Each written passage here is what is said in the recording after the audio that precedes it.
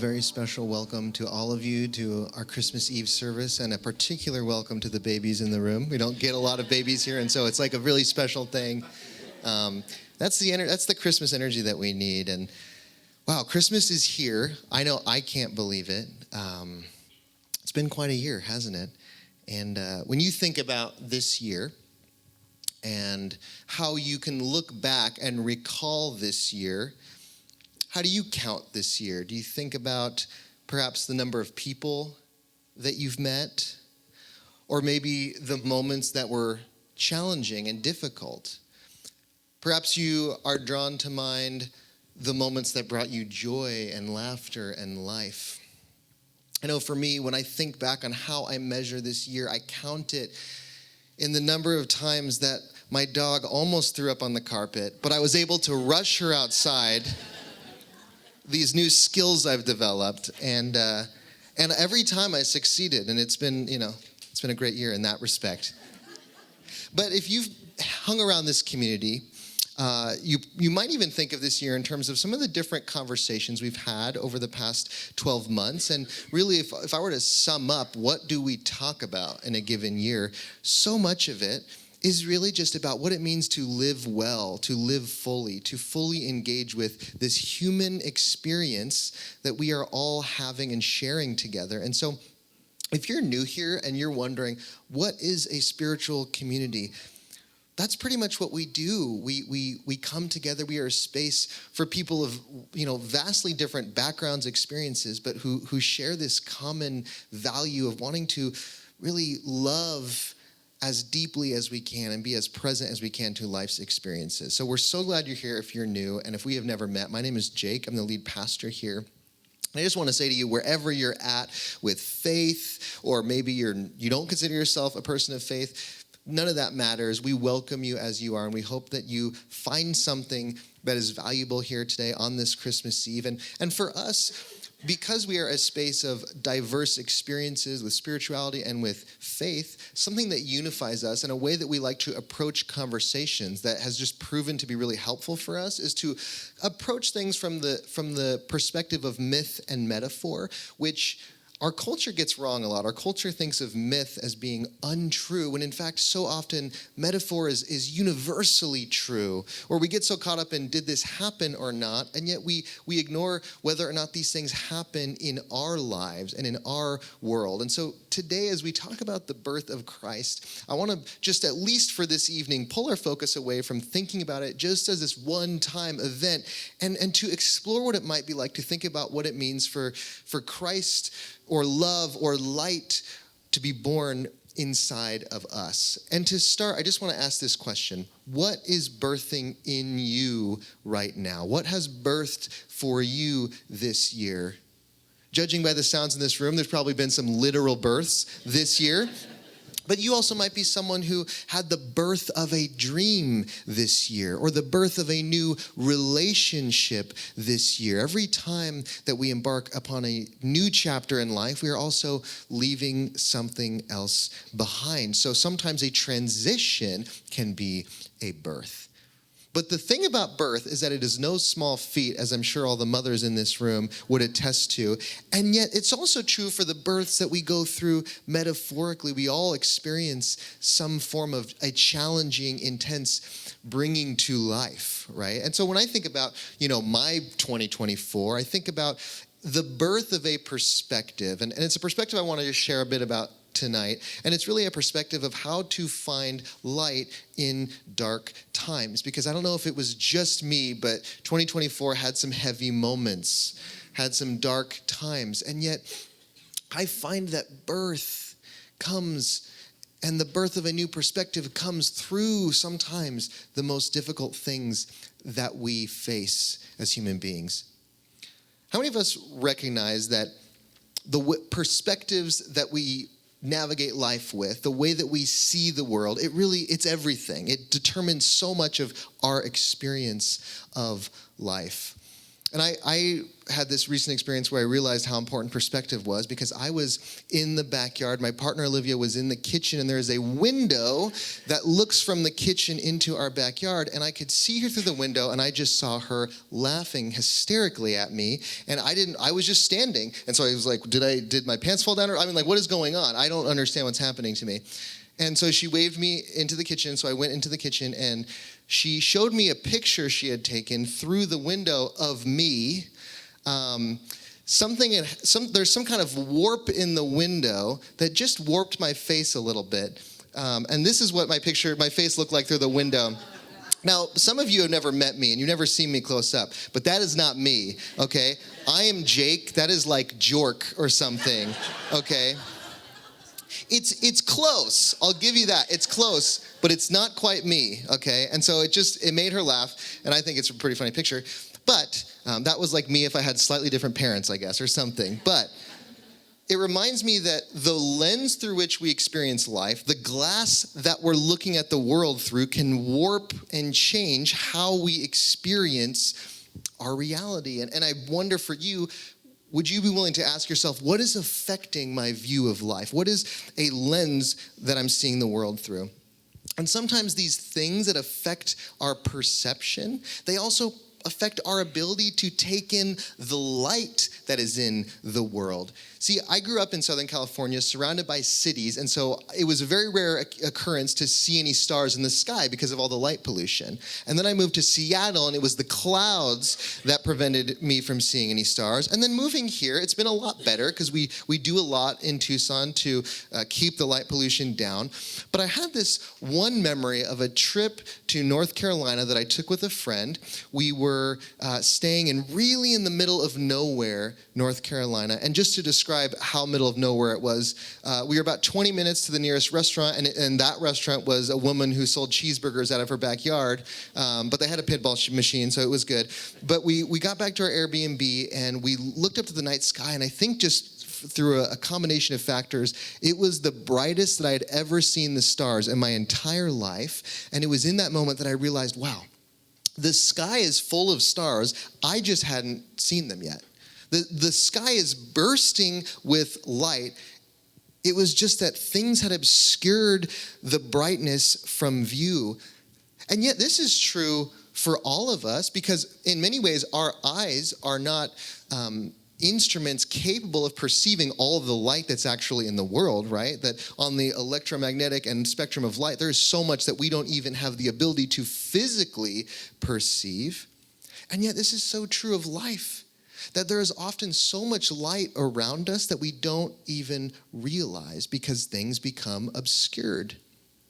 Right? When it's summertime, the monsoons roll in, and the beautiful Catalina mountains that so many of us live close enough to see, and yet when the monsoons come, they disappear, right? The clouds cover them and they become obscured. It doesn't mean that they're not there. We just can't see them. And the same is true for this world that we're in, this universe that we're living in, that is literally swimming in light, and yet we just aren't always aware. Think about life and maybe perhaps some of the darkest, most challenging moments that you've faced. And if you were to look back, would you be honest and say, man, part of that experience was really that I just couldn't see how much light there was in my life. I couldn't see all the good that was actually in my world. It was obscured. And yet what's interesting is that our ability to see the brightness of stars directly relates to the darkness of the sky. This is why there are dark sky communities, in order to see the lights. The darker the sky, the brighter the lights. And this is a beautiful picture of what we experience during the holidays. As Jan Richardson says, Advent, Christmas, Hanukkah, and solstice, and many others remind us that the light shines brightest in the darkest moments. These holidays call us to hold space for the impossible made real. What feels impossible for you today? And this, I think, friends, is the magic of the holidays, really, that in perhaps the coldest and darkest time of year, we all come together and we transform the world using our imagination, using our creativity, right? We bring light to the world through our decorations, through the imaginative ways that we bring the holidays to life. It doesn't mean that we fix every problem in the world, far from it, but there is something there about our imagination that is worth paying attention to. Now, of course, as we know, our imagination can be taken a little too far sometimes. Like, I don't need this. Maybe a little bit too Christmassy. I know some people are very Christmassy, but maybe that's a bit too much. Or maybe you want to have imagination for Christmas, but you're just a little tired and you can't compete with your neighbor, and so you just say ditto.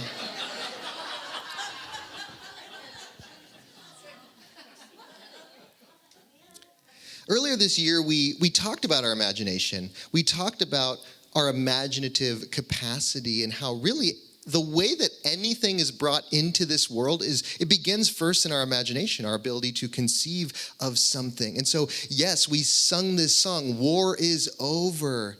And as Marcus reminded us, war in many ways is not over in our world. And yes, we are still on quite a journey to healing and restoring the world, but yet we have to imagine a world of peace before we can get there. How can we possibly imagine, or how can we possibly conceive that we could experience peace if we don't even let ourselves experience it within the confines of our minds? And so where in our lives do we create space to imagine and envision a better world or a better life?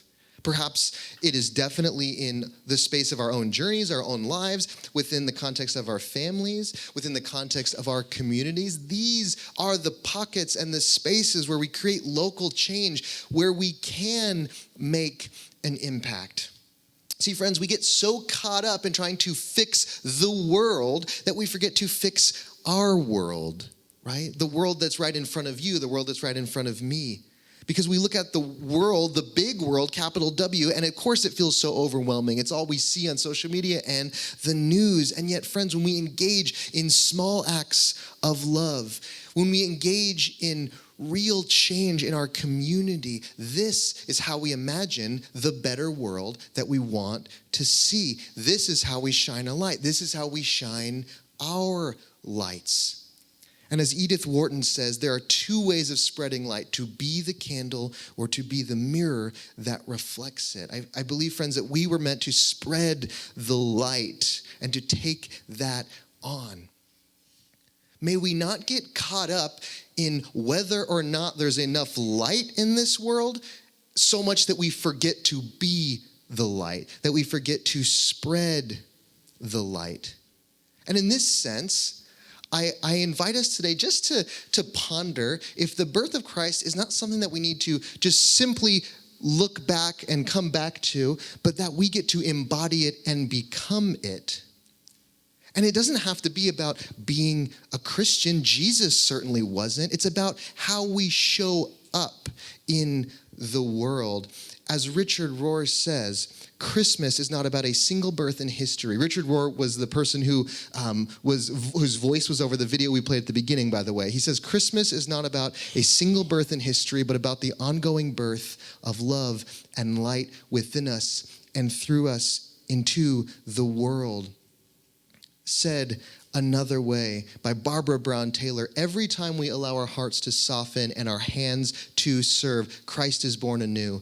The manger is within us, waiting to hold the sacred. And lastly, from theologian Marcus Borg, Christmas is about incarnation, not as a distant memory, but as a present reality. Christ is born again each time we embody love and kindness. And in many ways, this can make the Christmas story a lot simpler. That we participate in this birth every time that we choose love over fear, every time that we choose to be open instead of closed off, every time we choose to let the light in, which many of us can attest to, that it can be really hard work to shine a light on the difficult and dark parts of ourselves. And yet when we do this, all of a sudden a sky that seemed empty and dark reveals itself to be full of light. And so my encouragement really this evening is that would we choose love, will we choose light, even when it's the harder choice? See, I don't believe that Jesus was all about being the brightest candle. I believe Jesus was more interested in sharing his light and using his flame to light someone else's flame. I don't think that Jesus was most interested in being the brightest star in the sky. I think he was pointing to the fact that the sky is actually full of stars, and you and I are those stars, if only we would have the eyes to see it. And so may we think of the birth of Christ as a picture of us shining our light and spreading our light to the world.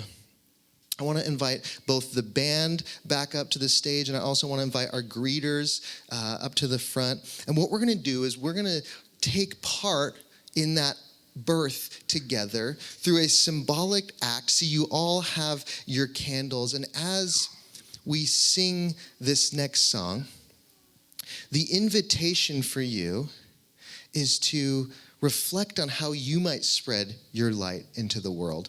So basically what's going to happen is as this next song is sung, our greeters are going to light the candles on the outside aisles, and I encourage you then to light each other's candle as a symbol for that light spreading through acts of love. You guys are totally welcome to come on up whenever you want. Yeah, let's do it. Let's rock and roll. It's going to come quicker than you think. They were just waiting there like, we're ready. I'm like, me too, you know.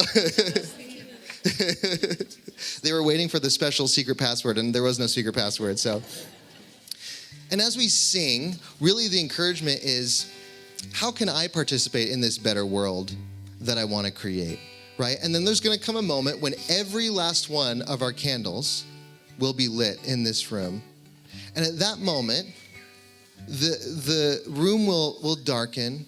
And I encourage you just to take a moment of silence and in the space of your heart, just imagine this world that you want to live in and how you might participate in that world. And whether it comes in the form of a prayer or an affirmation or however you think of it, in that moment of silence, when you are ready, you can blow out your candle and we will sing one last verse of Silent Night. But Aldea, as we end this year surrounded by the love and the kindness of community, may we remember that there is more light than we could possibly know. And may we open ourselves up to that light more and more.